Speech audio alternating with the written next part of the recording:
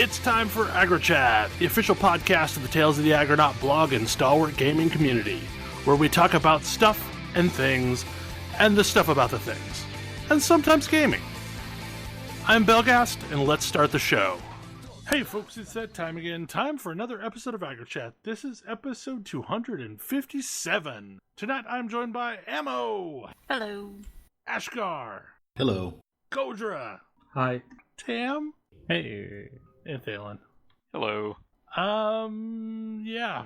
So, Ash, tell us what time of the year it is. It's Fiesta time. Hooray. I am not participating in Fiesta at all. That's fine. How many are? Among this group, I think it might actually just be me.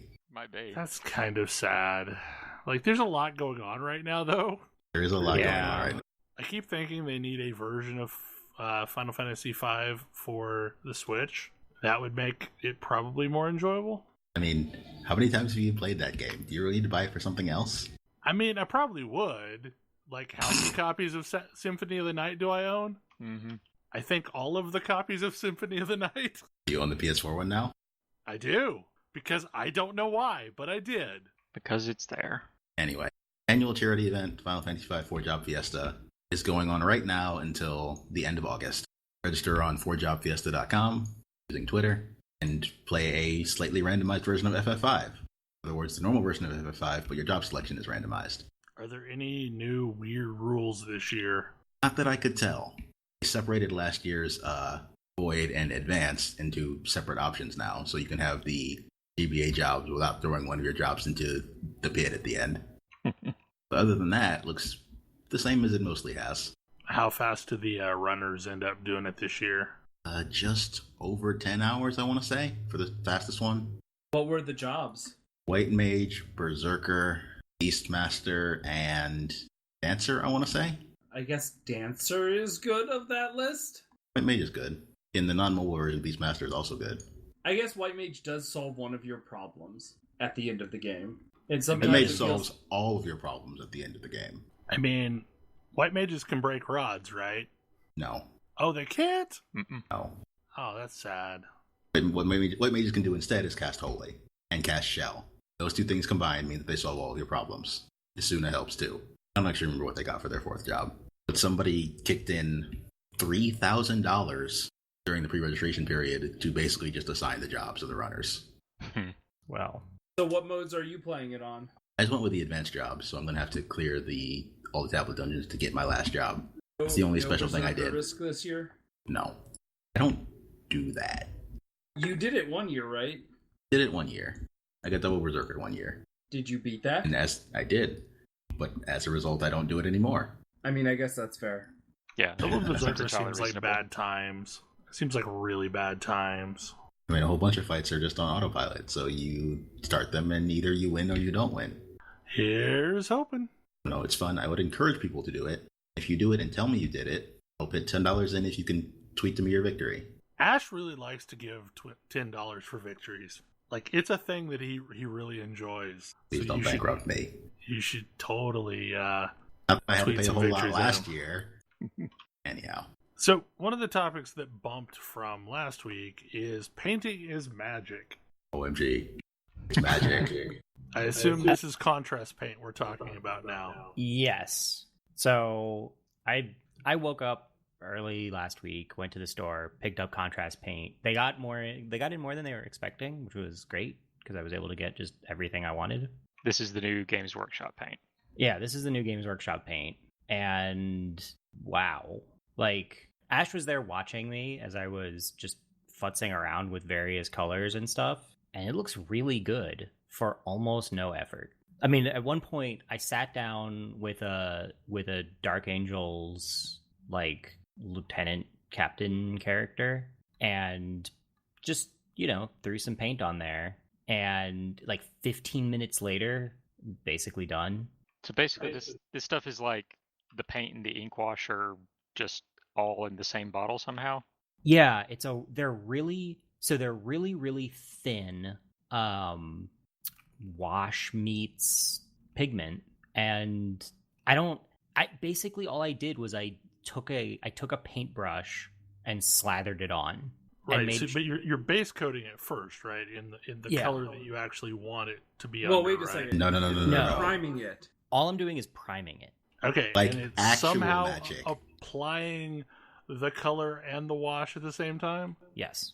That's witchcraft. It's madness, yeah. It's absolutely Like witchcraft. all this time, I thought, oh, so it's just the future floor polish stuff. No, Because you no, can basically mix any acrylic paint plus acrylic floor polish, and you get watered down acrylic that's still acrylic, and it maintains the consistency of acrylic.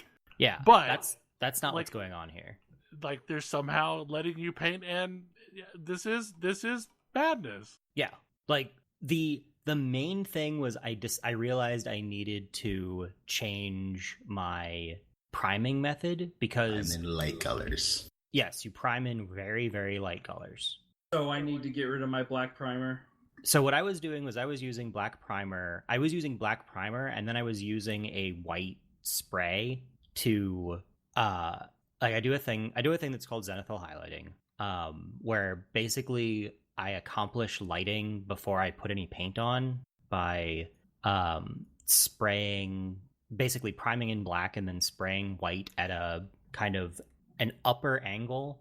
Like usually it's like a 45-degree angle from the upper right or whatever I choose of the model, and then a much smaller spray from the opposite angle for reflected light. But the end result is that I end up with like a spray band that fades. Like there's like a band of shadow, but otherwise it's light on the model, and I just amplify that for this, and then I just paint directly over it, and the end result is shaded color, like automatically shaded whatever color I wanted. You can thin this further. They sell like a contrast medium Yeah. in case you want a thinner version of this if you're going to do more than one coat. But honestly, what they sell in the bottle is fine if you only want to do one coat. Yep. And unless you're doing something specific, I mostly don't see why you would want to do more than one coat. It's like I was astounded how easy it is. I sort of casually painted something like 12 minis that day. Wow. It's super impressive. And it was like painting them white and black. Like the hateful, painful colors to paint anything are now easy. So how does it handle black? Do you get like a dark blue that shades to black? It's interesting. It goes the other way, where the shadows are full black, but it goes to like a very a very dark kind of dark gray / purpley blue. Huh.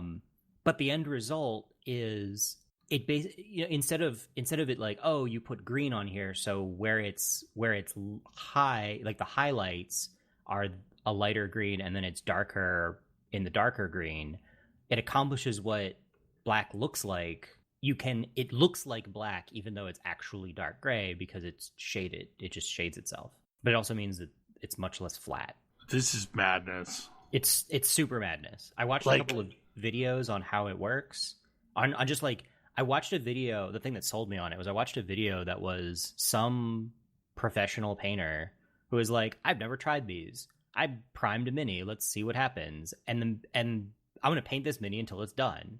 9 minutes later, he's like, "Well, it's done." It's like I could do a bunch more stuff, but I don't have to. And there's some stuff that, like, if you want to do metals, you need to... I mean, there's some things that if you want to do certain things, you need other paints for. Like, if you want to do little details, you probably don't want to use them because they're not very good at it, because they're super... I mean, it's like trying to paint with a wash. But Right, but you can always go in and pick out details as you want once you're done with the contrast paint, right? Yeah, because you just paint... You can paint right over them, and it works fine. Yeah, okay. I'm gonna have to see this. Like, I'm gonna end up having to buy some and buy a couple minis and see what happens, because like this seems like madness. It's super madness. I was like, even just sitting around messing around with it, I was like, I guess this just does this. Okay. I guess you can paint an army easy now. Yeah. And a whole bunch of stuff that was previously a huge pain to paint is not. I imagine it like probably does a really good job of like zombie flesh and nurglings and that kind of stuff that was always kind of a pain in the butt. Yeah. Yeah, they released a bunch of flesh tones. PS, Games Workshop finally has released it. They released alongside the contrast paints. The contrast paints have 3 or 4 explicit flesh tone colors that you can put over whatever other flesh tone you want. But they also released like 3 or 4 completely new flesh tones that are all like darker skin tones. And considering some of the stuff that I have done to accomplish those colors, I super appreciate having that available because it just didn't exist anymore previously. And now they have these. It's like this. There's lovely, rich, warm flesh tones in a huge skin variety. And between that and the what's the word I'm looking for? The contrast washes that go over it, you can accomplish like a ton of different skin tones. Wait, so they have separate contrast washes as well? Yeah. Well, I mean, contrast, it's a whole line of like 60 some wash consistency paints, but you could put they also released regular paints in a variety of skin tones. That's pretty awesome.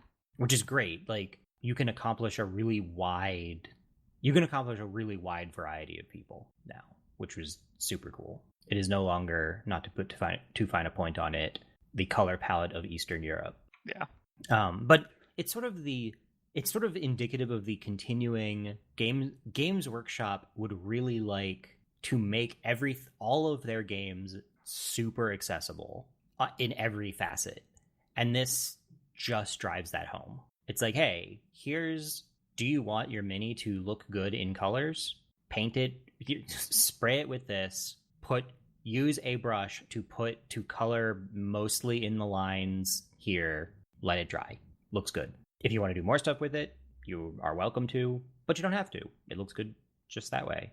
And if you have things that don't have a ton of little details, or if the details are like repeating patterns which previously were a huge pain to paint, like if you have scales or fur or whatever, just like whatever, wash it, done. I was watching Toadchild, friend of ours, doing muscle sinew, and like muscle sinew is a huge pain. And he was just like, I'll do a coat of this color and a coat of this other color because I'm trying to accomplish this particular skin tone. And it was like, wow, this looks good. And then later down the line, he tried a different contrast paint and was like, oh, this does in one coat what I did in 3 on this one. Well, I guess I'll just use this one. And he painted something like three like fairly large, 40 millimeter bases in a couple of hours. This is our friend who is a notoriously slow and detailed painter. What I find funny about this is it's like they figured out a way to try and combat some of the exclusionary things they've done in the past, like the rules of you can only field painted miniatures. Yeah, which they've removed for the most part, at least in all of their official things. But that doesn't stop other people from doing it. But this makes it super easy. It's almost as if they realize this is a game and not a hobby. Yeah. Well, and they also do things for the hobby side. Yeah. They realize they can support both sides of that. Yeah. Well, and that a lot of people find the hobby aspect unapproachable because it is. Yep. And they were like, let's make something approachable. The way this is used is intuitive because painting is not. Figuring out, like, getting started with painting and trying to get to a place where stuff looks good is not intuitive. But this is like, hey, do you want this part of this model to be red? Here is red paint. Put the red paint on this part of the model. Then when it dries, it looks good. As opposed to figuring out how to accomplish a look that looks good. It's just super intuitive to put the red paint where I would like things to be red. And you don't have to worry about, like, the paint consistency or the paint blobbing because they're all super thin. They apparently work incredibly well in an airbrush. I haven't tried that, but definitely a cool thing.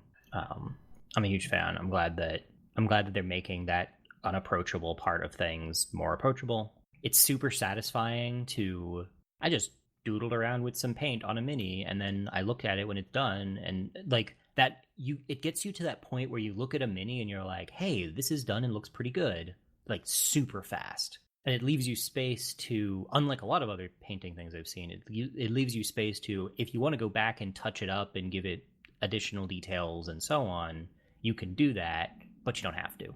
You can make that decision later, as opposed to having to make it at the start of painting your model, which is I also think really great. Yeah. You don't have to decide the level of engagement you want to put into something before you actually start doing it. Because that's a thing that happens to me a lot, is I have these like grand plans for a mini and I get like a quarter of the way into it. I'm like, oh, this is miserable. I don't want to do this anymore. Well, and that was always the challenge with Warhammer in general, is like, it was asking a lot of you before you ever really even got to play the game. Yeah. Like, you have to figure out what models you want to field, and then you need to assemble them and paint them and hope you're going to like the army list that you eventually ended up playing. Yeah. Yeah, I hope you didn't, assemble an army of dozens of models and then discover that you hate playing them. Well, that would suck. I mean, or worse, you just dropped $300. Mm-hmm. Like maybe you're gonna like it. Yeah, they're still afraid of the internet, so they're marginally less afraid of the internet than they used to be, but that's not a high bar. I mean, that seems to be a thing with game companies in general. They provide the games they provide all the rules for one of their games for free, and the rules for all of the models within. Yeah. But not the other one. Yes. 40K's rules are still not available for free anywhere. Neither are the model stats. I mean, I feel if they really wanted to, they could build a free-to-play digital model purchase type scenario. Like, I mean, like, not that I'm saying that that's a great idea, but like, they could probably do that and probably make a very profitable digital game. Yeah, I mean, if they were super plugged into doing this kind of thing on the internet, what they could do, because they have an actually very good painting app, like painting app for mobile devices, that's like, hey, here's a model that you might want to paint, representative of a thing you might want to do. Do you want to paint this? Yeah, like, here's the colors that you need. Here's the painting style. You can choose which painting style you want. Like, do you want to do this with dry brushing? Do you want to do this with contrast paints? Here's broadly how it'll look. And you could take that a step further and be like, hey, I would like to buy these. I would like these models, and I want them in blue. And it could be like, you'll need these paints. You'll need these models, these paints. We can spit out an order list. We can spit out a buy list for you for all the things you need. But yeah, my next step, now that I've played around with it, is to pick something that I want to do a bunch of, and then just assembly line the hell out of it and see how fast I could paint an army, basically. I have a bunch of Dark Angel stuff, and I'd been sitting on a Raven Wing bike squad, which is a whole bunch of dudes on motorcycles in black armor, and the prospect of trying to paint that was madness. But now it's like, probably easy. So, what's the availability of this stuff? Way better than I expected. Okay. They appear to have overshipped it because, well, yes. Yeah, like I went to our local store. I was at the local store today, and they had. I mean, there's some that are out that they were out of, like they were out of the white, but they had a pretty broad selection of colors still. I think the local Actual Games Workshop store is also out of some colors, but still have quite a bit. Yeah, they provided a particular spray primer that they recommend using, but having tried it is not required. It's basically specifically trying to get an either warmer or cooler sort of undercoat, so that when you put the color over it, you get a slightly warmer hue or a slightly cooler hue. Since whatever you paint underneath matters a lot. So this past week, I had a birthday, and I got a birthday present on that birthday. Bloodstained release. It's so good. It is so good. It has lived up to every possible hope I had for it. Yes. And it's like they took Symphony of the Night as a starting place, and then just added all of these cool things that they probably didn't have a chance to play with in Symphony of the Night. Mm. There are so many systems. That's an understatement. There are so many systems. I mean, in It's some cases, full of systems. Yeah, in some cases, it's systems that showed up in later Castlevania games, like the shard It system. basically has the Souls Mario of Sorrow. Yeah, But the like, thing it feels is exactly like that, and they're it's good. way more generous with all that. It's like everything has a shard you can get. Pretty So much. does Yeah. Mario of Sorrow. And it is also way more generous with warp points. That was a thing is that nice. like has happened in a lot of games, but they've been very few and far between. So like you may have to run through several different areas of the castle to get from that warp point to where you wanted to go.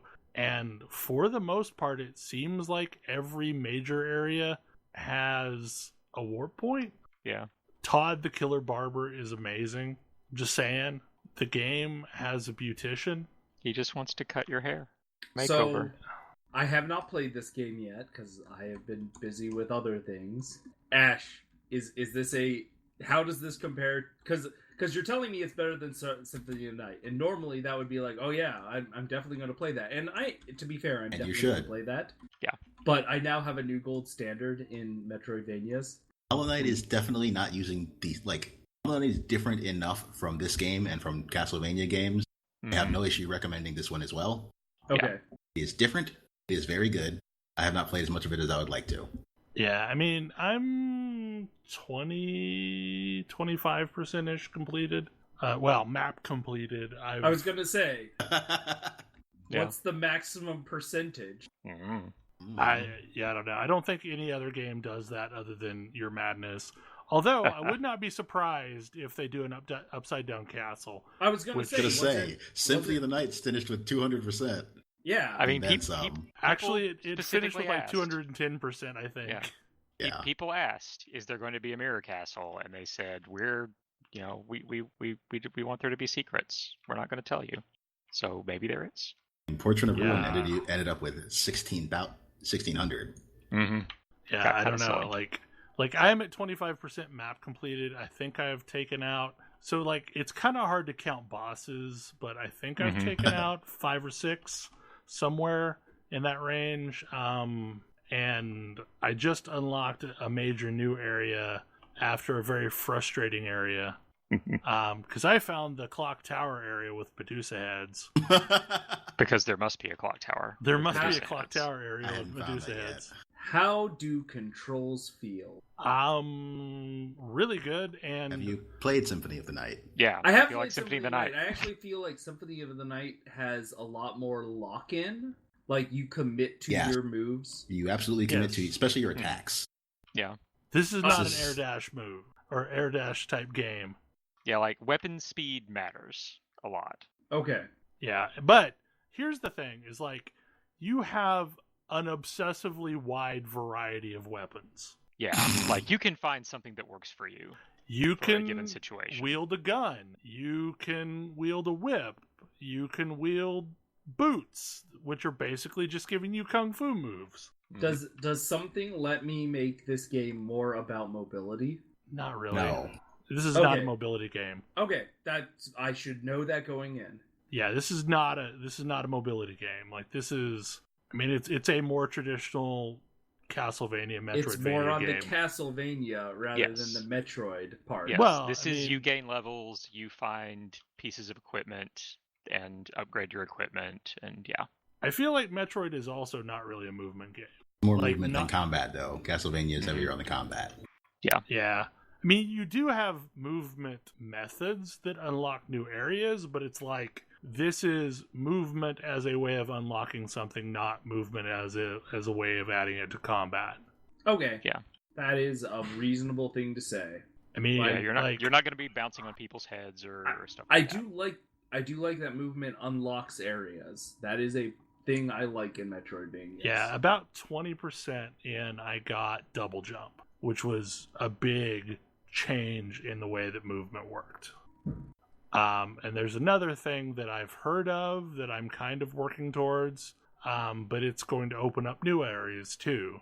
And it's doing the traditional, Castlevania thing of like, you have to remember where you last saw this thing, because it will then probably be the next area that you unlock is once you get the new movement. Like, so getting double jump unlocked a brand new area that was fairly close to where I got double jump.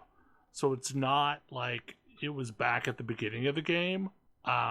There's all kinds of weird little systems. Like there's a crafting system, there's a food prep system. Yep. There's a farming system. I mean, that's basically give the guy seeds and he'll farm them for you. Right. But yeah. And there's a little old lady that wants various food but can't remember what it's called. So you have to figure out what dish she's asking for. Yep. There's a lady that like wants to honor the dead and wants you to collect various mementos so that she can properly bury the dead.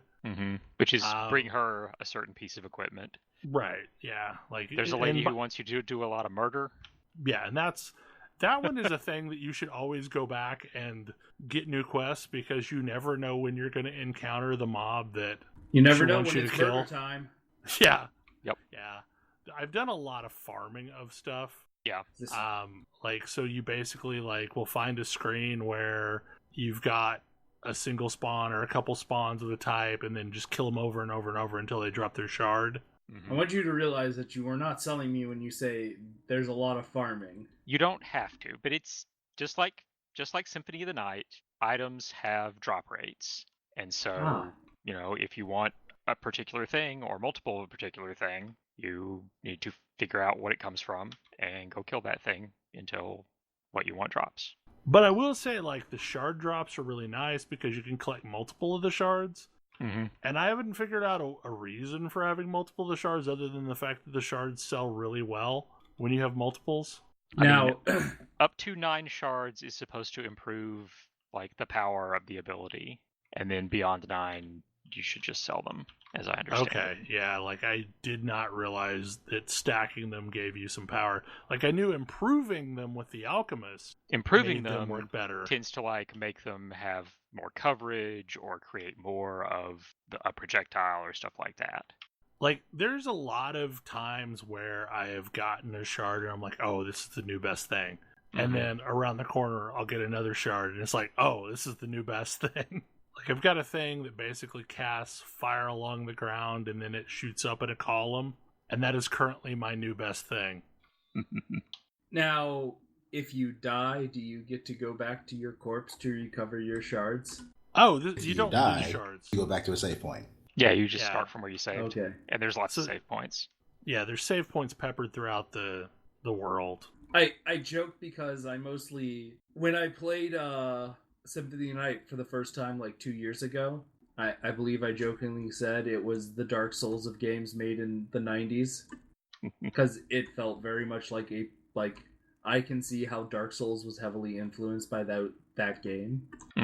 I wasn't sure if those influence had circulated where now you lost your stuff and you had to go. No, this is an RPG. Levels matter, gear matters, stats matter. Dark Souls. Something. I mean, yeah, but there are people that beat the entire game, without leveling up. So I want to tell you, I bet there are people who beat this game without leveling up as well. Probably. They're called speedrunners. I was going to say speedrunners finish the game at level 3. It's going to be rough, though, because, when there's a weird tale of this game as a backer, because I have 3 different versions of it installed on my machine. So there was, right after the game got fully funded, they released a Steam demo, which is more or less the first level of the game. Yeah, up through the first boss. Yeah, and actually, it's a less detailed version of the first level. And it was awesome. I had a lot of fun with it. And then, back in April, they released a E3 demo version, which, from what I can tell, is mostly a functionally complete. The itemization is way different. So, the first level has way more hidden weapon types. so that by the time you've exited that first level, you basically have one of everything to play with. And minus a couple of types, but yeah. There wasn't as many, like, that wasn't quite as true to release. There are still a lot of weapon types in that first level in release. There are, but like not quite like this demo. Like every time you turned around, there was a chest giving you a brand new weapon type. So here's the weird thing about that demo. It is saving data to the production servers so that when I got the production game, I saw my game save. And I was like, okay, let's load my game save. And it remembered all of my progress, my levels, my shards, remembered none of my gear. Probably saves to the same common location on your computer. Yeah, so well, I think it's cloud saves. But anyway, so like without gear, I couldn't take out anything. Like, so without gear, you would really just basically have to skip all encounters. Or you just get the minimal amount of gear you need to beat the game. Mm-hmm. I mean, that's what you would do. And the game has like tons of 90s era cheat codes where you basically start new save games with a specific name and it gives you all kinds of weird items. Mm-hmm. It's got NBA Jam style big head mode. I guess a lot of the items are themed after YouTubers. Yeah, pretty much. It's like all people that are retro YouTubers. Yeah. Lots and lots of people were complaining right after the game came out that you couldn't start your first run through in higher than normal difficulty. Well, there's a cheat code for that. Yep. And for me, normal is plenty hard for a first run through. It is. Like, I mean, Zangetsu is a difficult boss. Yes, it is the hardest thing I've encountered so far. Like, he wrecked me hard to the point that I really wondered if I was supposed to go somewhere else first. Right. No, and I think I ended up at Zangetsu at the correct time. But yeah, no, it was super hard to get through. Yeah. Like, I had to chug potion. Oh yeah. No, I ate every Zangetsu. piece of food in my inventory and drank a couple of healing potions the first time I successfully defeated him. I actually had to do it again because that was before the 1.02 patch.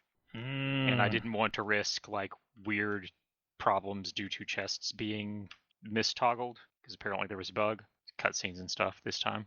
But yeah, so knowing his pattern and understanding how he worked, it was easier to defeat him. I still had to use food. He just hits really hard for the time in which you encounter him. I was very happy when I found the new Chrysogrim because it absolutely exists. So I thought that weapon was wildly unbalanced, and I'm wondering why they included it. Well, it doesn't hit as hard as Chrysogrim in Symphony of the Night. It is upgradable to a version that I gather does. But it absolutely is a weapon that you can just non-stop attack while moving, and it just goes. But it's not absurd to the point that it's the only weapon you should ever use. Okay, so is it one of the 8-bit weapons? No, it's a drop. Where the heck did it drop from? Demon Barbers. Okay, I must have not gotten one yet because I've killed a bunch of them. It's well, and also if you've done enough of the lady that wants you to give her items to put people to rest, eventually she asks for one. Oh, weird. Yeah, no, I have not encountered one yet, and I've killed a ton of demon barbers just because I get lost in that area a lot. Yeah, but yeah, it's a sword that it like does wind damage, and it attacks as fast as you hit the button, and you can move while you're attacking. It's a blender of death. I've mostly been using the invisible sword lately, which is really awkward to use because it literally is an invisible sword. Like, you can't see the blade. Yeah. So you kind of just have to know how far out it sticks from your character. I've mostly been rotating through weapons to master techniques, because just like in Symphony of the Night, there are special abilities that you can use with weapons by entering basically Street Fighter moves, and each technique can only be used with certain weapons until you have mastered that technique, and then you can use it with every weapon of that class. Oh. So like there is a boots technique that like it's only available with the Kung Fu shoes and maybe 2 other types of boots. Once you've mastered it, you can use it with any boots. And some of these techniques are really, really powerful. Like Hadouken, the fireball with a whip is an attack that like stretches most of the way across the screen and does an additional like little tornado move at the end. It's pretty great. I am really not a big fan of the whips in this game. I hate to say it. They're difficult to use like just the normal attack. Like I usually equip one for a specific monster and just hit them with the special technique. I mean, they're amazing if you need to hit anything that is like really low to the ground. Mm-hmm. Most of the time I just run around with a sword. I used the Viking sword for a really long time and then swapped out to a crafted invisible sword, and I wish I had the money to buy a 16-bit coin so that I could have the lightsaber in the better version. And I don't know if that's a backer thing or if that's like, is that part of the whole Iga's backpack thing? No, because the backpack isn't available on PS4 yet, and they're in my game. I think they're just something that's in the game. I think the 8-bit coin weapons were backer designed. Yes, they are backer designed. So that's an interesting question. Are there components of this game that you can't get to if you aren't a backer? Sword whip is the only thing that I know that There's you a sword whip. get. It's the sword whip, and there is a special boss, and they are available to backers through a $10 DLC, or to non-backers through a $10 DLC. Yeah. So you like basically fight the creator of the game and get a sword whip. Yep. So yeah, there is nothing in the game that only backers have access to. We just got that part for free. Yep. Well, for whatever our donation was. I mean, this is I gotta say, this is the first game that I have backed that I have been unabashedly happy about when it released. Like, all the others have had something that, kind of made my eye twitch a little bit, but like, this is exactly what I wanted. Like, this is the perfect continuance of Symphony of the Night. And I have bought it on 3 platforms now. I have a physical PS4 copy. I have a digital Switch copy, and then I'm mostly playing it on PC because I want this to do really well, because I want more in this series. Oh yes, and the world game is the so much opposite. better. This game is the polar opposite of Mighty Number 9. Like, the world is so much better than a traditional Castlevania game, though. I mean, there's actual background to beyond. Hey, there's Dracula. He's got a castle. It shows up. Go kill him. I mean, so like, Castlevania was just, okay, we're going to take Transylvanian mythos and put it in a game. And anything that's like even vaguely slantwise connected to that, we're going to throw it in a game. This has got a world and a story, and it's got an interesting protagonist. Is it a mysterious world that you are solving, like, the riddle of as you are going through it? People actually talk to each other, so not as much. Yeah. Okay. Like, we know what happened and what went wrong, and we're trying to deal with it. Right. I mean, and the 8-bit game is actually a prequel to this game, and like, it kind of this game picks up where that one leaves off, more or less. And there's a lot of crossover between characters. I mean, the game, again, I've been thinking about it a lot, is Hollow Knight, which is also, like, when you say, oh man, this game has a real world to it, that's telling, like, that feels fleshed out, and it's not just Dracula's here. I immediately think to Hollow Nest and all of the horrible buglings that I encounter and all of the woes that have befallen them. Oh yeah. Yeah. No, I love Hollow Knight. It is an amazing game. This is also an amazing game, and it is much more Symphony of the Night than Hollow Knight is. Does it have that feel, like when you say the world has, like, it's a more fleshed out world? Is it like that woe befall us, like, woe has befallen us, please help save us? Woe has definitely befallen. Basically, 10 years ago, the Alchemist Guild decided that they weren't getting the respect they deserved, so demons everywhere. Have some demons. Yeah, they will get back the respect of the populace by unleashing demons upon the world. Do your actions, do you get to see the like fruits of your labor with the NPCs? No, not so much. I mean, like, you're collecting NPCs, so like, oftentimes when you find someone in the world, they will come back to your camp of sorts. Yeah, you do get to help people. But yeah, so here's the thing: is like, okay, yeah, what Thalen said is true. Like, the Alchemist Guild unleashed this apocalypse on the world by opening up these portals and letting in all these demons. You are something called a shard binder, which is kind of a thing that the Alchemist Guild created by infusing powers from demons into a human. And the way they summoned all the demons was they made a bunch of these short shard binders and then they sacrificed them all. Right. You are one of two that survived this. The other one got broken. And like, I'm really surprised that people don't blame you for this, because like I would assume that would happen, but I mean, one guy does. Yeah, he does. But I mean, you were asleep when it happened, and like the people who you are most directly working with are aware of that. So I figure that's part of it. And the peasants probably don't really truly realize exactly what happened, or just shit so bad they don't really care. You're here to help, so fine. Like that one lady that wants you to do a bunch of murders, I really don't think she cares how you're doing the murders. Right. Just do them. Avenge her niece's brother's second cousin's dog. Or whatever. She has a lot of cousins. I was saying, she has a lot of cousins. Because these are supposedly like all her cousins or whatever that you're avenging. Oh, there was also a backer level where you could have your pet put into the game as a monster. I think 4 people backed at that level. I've only encountered 2 of them so far. They're really freaking creepy. There is a cat. There's a disembodied dog. It's like a dog head, and yeah, it's real creepy. And not just a dog, a Maltese. So like a little white fluffy dog, but and giant disembodied. And it's got like the hair on the top of the head bunched into a bow and everything, and it looks so friendly, except for that it hurts you. Yeah. Like, the game's weird. Like, that was always a trait of Castlevania games, is they were very weird, and this one definitely doesn't let down on that. Yeah, there have been a lot of monsters that I've come across for the first time, and my first reaction was, what? And my second reaction was, yeah, that's a Castlevania monster. Yay, this sounds great.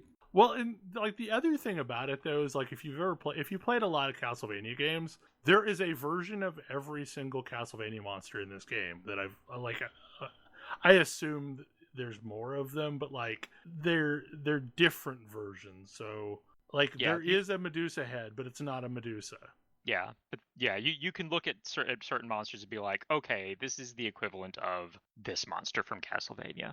The only thing that I've not encountered so far that I've expected to sooner than I have is the chain, like the skeleton chain head thing. Oh yeah, the skeleton white snakes. Dragons. Okay, whatever they are. Yeah, I've not encountered one of those yet. I've encountered plenty of cannons, so I guess this is probably a decent time to transition since we've already talked a little bit about Hollow Knight. Oh my gosh, guys. Actually happening.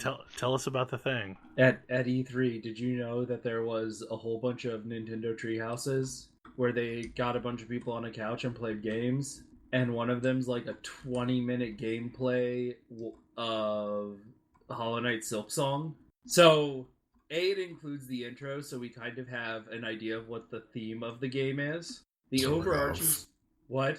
Sort of. I mean, the overarching story is... a bunch of people find Hornet after the events of Hollow Knight and decide to capture her and bring her to their kingdom under Sounds like a terrible plan.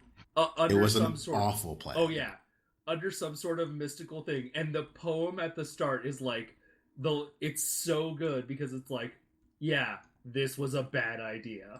And yeah, Hornet breaks free and has to make her way out of Farloom, but she handles so fast, so much more acrobatic than the knight. So the knight's downward attack was this little swing that you could use to bounce off of things. Hornet's downward attack is her dive kick, basically. Yeah, which you will still bounce off of things. And you, instead of charms, you have tools, like you're throwing out kunai and other little things. You've got a wall climb, which looks sweet. Like, all of the animation for Hornet is great. Hornet is not a silent protagonist. She, in fact, like, you can tell based on the outline of the box who is talking. She should have strong opinions about many things. She does. Sure does. I'm so excited.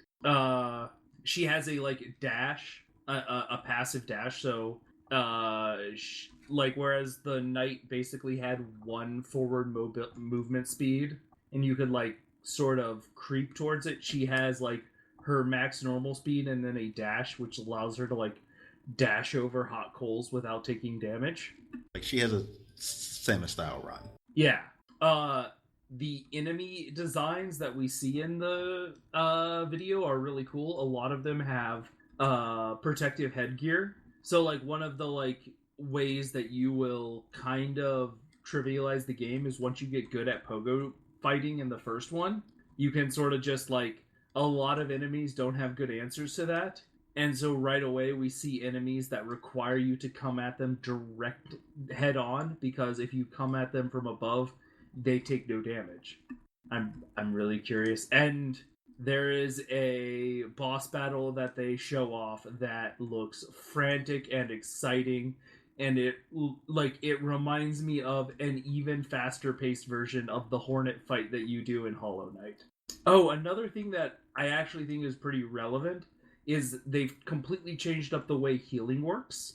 So before you would smash enemies to get soul, and then you would slowly heal a mask over time when there were windows. So now, if you have your full silk meter, which is the new soul gauge, you can just instantly heal all of your masks very, very quickly.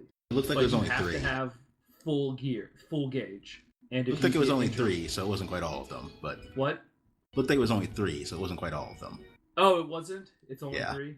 Okay. But, so healing is a lot more frantic, and it's higher risk, because if you get interrupted, you still lose your entire gauge and do not heal at all. It also appeared to be not true. There's some bugs. Oh, is that a bug? It was a visual bug, because they got hit a few more times after that, and took what appeared to be no damage. Oh, I missed that. I am really looking forward to hearing the story, especially following a character who is, in fact, as opinionated as Hornet is.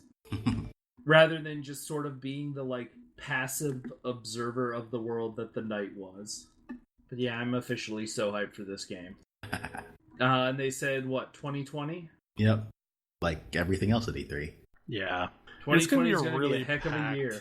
Well, and it's going to be a really packed first, second quarter. Because, I think a lot of stuff is actually coming out early 2020. So, Tam, I know you have been playing Baldur's Gate on tablet. I don't think we've talked about that yet. I played it all the way through. I didn't do all of the side content. I forgot how much I like that game. Once you get used to the fact that it is not afraid to murder you horrifically, there's a bunch of cool stuff. There's a bunch of cool stuff you can do. I really like the huge number of characters. You can get all kinds of people. It plays really, really well on the tablet, minus pausing. And so I sort of recommend just playing it on story mode, because I don't feel like additional difficulty doesn't really add anything. And you fight the UI. I fought the UI a lot when I was trying to play, more stuff. But I've since started Baldur's Gate 2, and I forgot that there was a significant amount of work and learning between those two games. Yes. Baldur's Gate 2 is pretty... other than the opening premise, which is definitely a thing, Baldur's Gate 2 is great. Yep. Yeah, that's largely how I remember it, too, is that, Baldur's Gate was a good game because it went places that not a lot of games had really gone yet. Yeah. And then Baldur's Gate 2 just improved upon everything. Yeah. And Baldur's Gate 2, the characters have personalities in Baldur's Gate 1. They're a lot more fleshed out in Baldur's Gate 2 and have, arcs and opinions as opposed to one-liners. Yeah, there are characters who basically have, little storylines, series of quests in the first one, but they're much more involved in Baldur's Gate 2. Yeah. I feel like it's significant that Planescape Torment had happened between those two games. Oh yes. Yes, you can tell. Yes. It's like, oh hey, this is how we should probably do narrative. It's really good. Now, is it remastered? Yeah, they have remastered both Baldur's Gate and Baldur's Gate 2. So it does not look old. It still looks old. Okay. It doesn't look as old. It doesn't look that. UI looks newer. Yeah. Also, I don't know if this is the case in the second one, but I gather in the first one, the Tales of the Sword Coast DLC is more like directly like within the base game, and I guess they added some additional content that fills in the hole between 1 and 2. I thought Beamdog developed the DLC specifically for 1 that filled in the gap. That's the original DLC, Tales of the Sword Coast, is just part of 1 apparently, and then they created an additional DLC that fills in that gap. I think that Oh, the gap between 1 and 2. Mm-hmm. Because the opening of, I had forgotten when I beat Baldur's Gate 1, I had forgotten that there's precisely 0 denouement in that game. Mm-hmm. You kind of know what the stakes are. You go fight the final boss. The final boss has a thing where everything except the boss freezes as he keels over, and then straight to credits. Like, the moment the animation is done, it's straight to credits. It is wasting precisely no time at all. But it also means that the opening of 2 is very, what's a good term for it? Abrupt? Kind of. It's very Mass Effect 2. Like, Mass Effect 2 reads very heavily as, hey, let's do that thing, but good this time. Because the opening of Baldur's Gate 2 is, hey, you got captured and all your stuff was taken. Yep. Oh. How did this happen? Oh. It's a mystery. Have I mentioned on this podcast my experience with Mass Effect 2? You have? Okay. Being the best game ever? No. Opening of Mass Effect 2 is complete and total trash. You played a lot of Mass Effect 1. Yeah, if you're like, all right, Mass Effect 2 is out, or I think it was Mass Effect 3 is out. I was like, I guess I'll play Mass Effect the trilogy, and so I play all the way through Mass Effect 1, and I was like, oh man, I finally got past the hump that stopped me from playing Mass Effect 1 last time, and I got to the good part. And then this game became amazing. I love all of these characters. I love Shepard. I can't wait to see his story in Mass Effect 2. And it's like, opening of Mass Effect 2, your character is dead. And then he's brought back by the guys who were like the most annoying faction in Mass Effect 1. And now you work for them. And no, I hated it. I mean, at least that doesn't happen in Baldur's Gate 2. It's very much you got captured, you break out and get away, and basically the rest of the game is like the driving focus of the rest of the game is tracking down the dude who did it and straight murdering him because he's terrible. Yeah. Like he's when Borderlands 2 came out and Handsome Jack showed up, this guy is who I thought of. Yep. His name is John Arenicus, and we hate him. Yeah, he's terrible. And also, like, 3 of the characters you are most likely to have and care about, you free in the prison as you are escaping. Yes. Hopefully you don't like the guy that died in the meantime. He was pretty boring, though. So yeah, he was pretty boring. But I feel like he was set up to be boring, so you wouldn't care. Yeah, he got fridged so Jaheira could actually like have feelings. Yeah. Poor Khalid. Yeah, Khalid gets fridged. Imoen is still one of my favorite like old school RPG characters, just because she's got such a cool arc. Yes. Because in Baldur's Gate 1, she's sort of openly your like random hanger-on. She's kind of your annoying little sister. Yeah. She's kind of your annoying little sister and would really like you to not refer to her that way. Yeah. But like also she's kind of your annoying little sister. She's kind of useful in that she's a actually fairly decent thief. She can pick locks. Yeah. And then you have Minsk and Boo, which are the bloodthirsty comic relief. Yes. Minsk and Boo who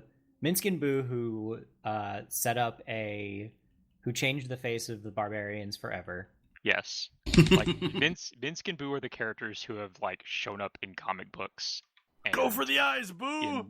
And in like other worlds even. Yeah. And also Minsk is in Neverwinter, the MMO. Because Minsk is a barbarian, and Boo is his pet miniature giant space hamster who talks to him.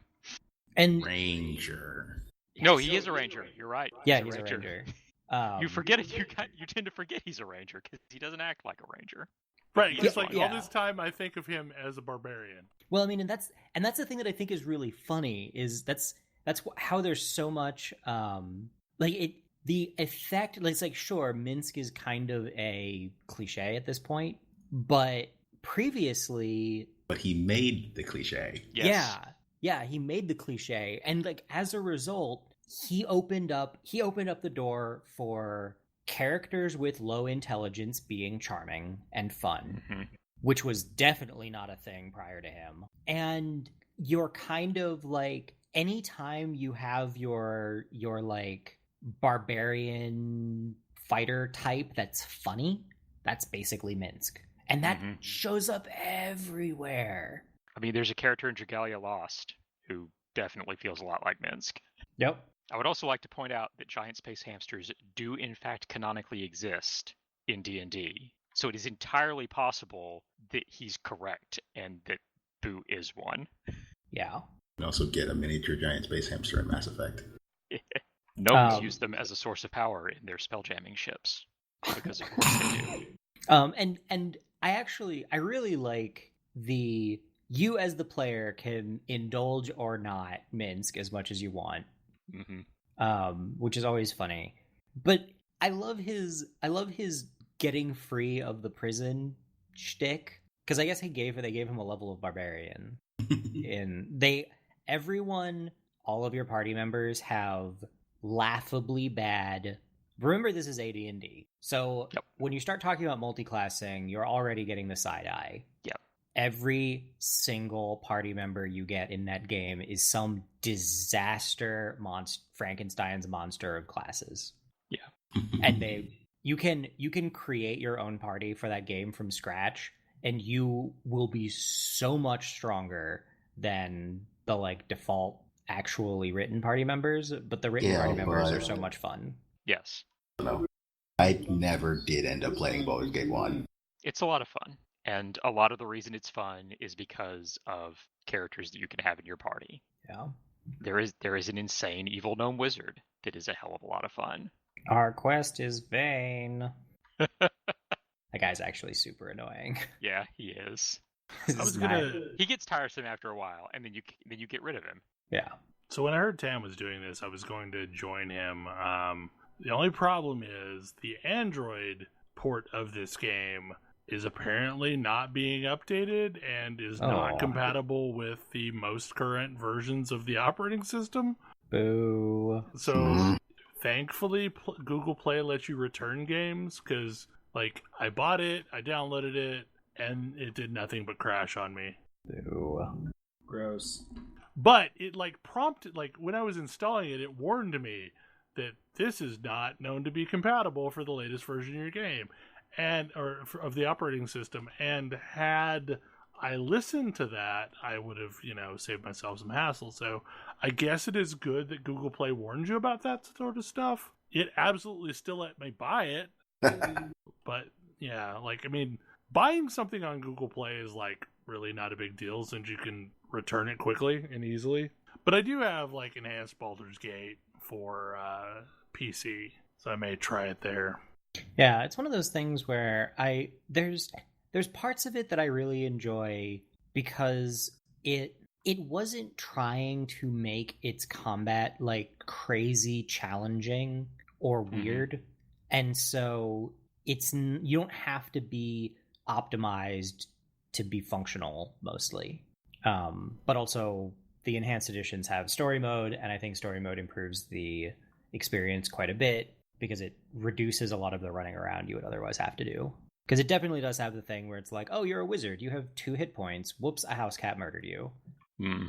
Yo. Time to go resurrect your dead wizard. And like your inventory weight limits are a serious problem. And like all of that just goes away on story mode. It's like, sure, it trivializes some things, but it lets you play through and see the story, which I like.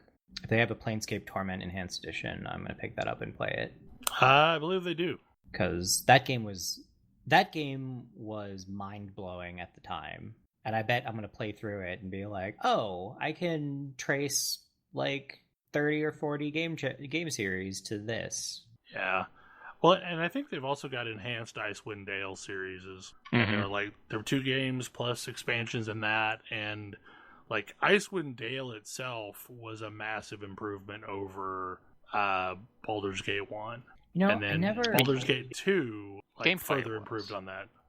Icewind Dale was very much meant to be like less of an overarching story and more of just like increasingly more powerful monsters and excuses to go kill them and take their stuff. I never played Icewind Dale because I was like, I don't want to go into Frost Caves for an entire game. I'm not sold. And that was all that was on the box art was snow and caves full of snow. It was a really long time before I played Icewind Dale, largely because Icewind Dale and Diablo 2 came out on the same day. And like, well, which one am I going to buy? I guess I'm going to buy Diablo 2. But like, I remember having a certain bit of back and forth over that decision because like, Baldur's Gate was really cool. But all in all, I made the better choice. I don't feel like Diablo 2 holds up as well as Icewind Dale probably does right now, but it was definitely a thing. Combat is definitely not why I'm playing that game. or the mechanics in general, because you know what I also don't miss? Thaco. No one misses Thaco. It's second ed Advanced Dungeons and Dragons with everything that comes with it. It is second ed Dungeons and Dragons. And so I have mentioned this before. I am forever frustrated that we never got one of these games in 4th edition. Agreed.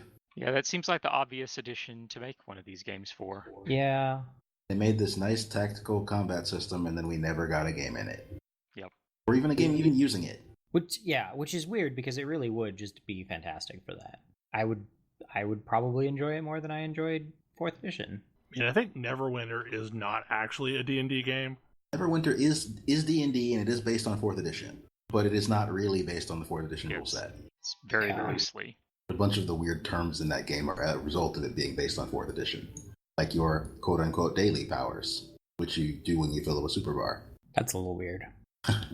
So I don't think we really have time to dig into many more topics, but I feel like one of these is going to be quick and is relevant. I feel a little time sensitive too. Yeah, like tomorrow it starts, so or today whenever this gets released. Yeah, SGDQ starts this weekend. If you want to watch speedrunners destroy a whole bunch of games, then you have an entire week to do so. It is also a charity event. I don't actually know what it's benefiting this time. Okay, it's one of 2 things. It's either Doctors Without Borders or the Prevent Cancer Foundation. I just don't know which of those it is.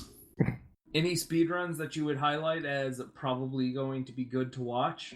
I've been a little out of it and don't actually know what's on the schedule. Are they running... I wonder if they're running Symphony of the Night again, because that was entertaining last year. I did a blindfolded Symphony of the Night last year. It was entertaining. Still beat the game faster than I ever have. Blindfolded? Yep. Well... Yeah, it's always kind of fun just to tune in and watch it go. There have been games that I'm not even interested in that I've watched just to see what they did. It is probably unlikely that there will be another Hollow Knight, as the routing has not significantly changed to that game in a while. It doesn't seem like it's listed. There is a Grand Poo World 2 listed. By who? Mitch Flower Power, any % good ending. Okay. Which, if you have not seen a speedrun of that, it'll be great for commentary, I'm guessing. Because that game has a lot of cool stuff going on with it. And so, like, it's 2:34 on Thursday, 2:34 p.m. I'm guessing this is... Your local time, so Pacific. Pacific. They're going to have, like, a 2-hour block of Super Mario World ROM hacks. One is going to be Dodecahedron running Invictus, which is sort of the marquee ASM, heavy ASM ROM hack that sort of got a whole bunch of people into more heavy ASM ROM hacks. ASM being assembly, so the difference between what they would call a vanilla ROM hack is it's only based off of code that was available in the core engine with all of the map information rearranged, versus ASM where somebody is going in and mucking with the assembly, and therefore there can be a whole bunch of weird stuff that happens that would not normally be legal in the game. They can build new levels mechanics that wrap, like the letter V 6 times. Yes. And so those are two games that are very well designed and very entertaining to watch runs of, and I'd recommend it. There was a DOS version of Castlevania? I'm not surprised. There were DOS versions of lots of games that are bad. Don't remember that. Like I remember the Street Fighter 2 DOS version was horrible. Yes. I had like a pirated fake version of Street Fighter 2 that was a Windows game, and it was infinitely better than the legit Street Fighter 2. Like some knockoff that somebody built. So one of the things that I don't know if they've been doing, but it looks like they're doing better here, is they are trying to link games up. So like there's a 2-hour block of Mega Man. There's actually like a 4-hour block of what looks to be Mario. They've been mostly doing that for a while. Yeah. It's just that late at nights things get a little weird. I guess Monday at around 11ish they're doing Bloodstained Curse the Moon, and I guess it's only expected to take like 28 minutes. Is that the same Bloodstained we're talking about here? No. That's that the one was a that's stretch goal. It's reminiscent of Castlevania 3. It is basically Castlevania 3. Oh, this is a stretch goal game? Yes, it's like an 8-bit game, or an 8-bit era looking game that's like, it's Castlevania 3 where you've got a cast of, in this case, 4 characters, and you can switch between them at any time. Unless you kill them. Right, but once you have killed a character, they're gone until you've killed all your other characters. So is Super Metroid officially off of SGDQs for good now? Probably not. I think TaskBot ran it at the last AGDQ. Oh, I could believe that. I feel like that is one that does not have what you would consider marathon safe runs. So that's actually an interesting thing about speedrunning, is the concept of like whether you're going for a world record or whether you're doing something to show off. Like a marathon safe run needs to be a run that you can reliably complete within an allocated amount of time. And Super Metroid has a run where if you lose, the answer is to reset and try again. So it is not what you would consider marathon safe, because if you do lose, and you frequently do lose at that point, then your run is over and nobody gets to see it to completion. I remember what last year's Super Metroid was. There's the Super Metroid Link to the Past combo randomizer run. Oh, okay. I mean, it's there every year. They just started doing weird things with it. So that they don't have to worry about somebody saying, well, I guess we lose. Yeah. I am excited that there is going to be a save kill the animals moment, though, because they definitely included that. Barb definitely included that in Grand Poo World 2 specifically for this. At the very end of the game, there is an option to either save or kill a Yoshi. If you save the Yoshi, it probably kills like 3 frames. That's way less than Super Metroid. Oh no, it's way less than Super Metroid. Super Metroid probably like 20 seconds. Well, hopefully you enjoyed the show, and we will see you again next week. Good night. Good night. Good night. See you.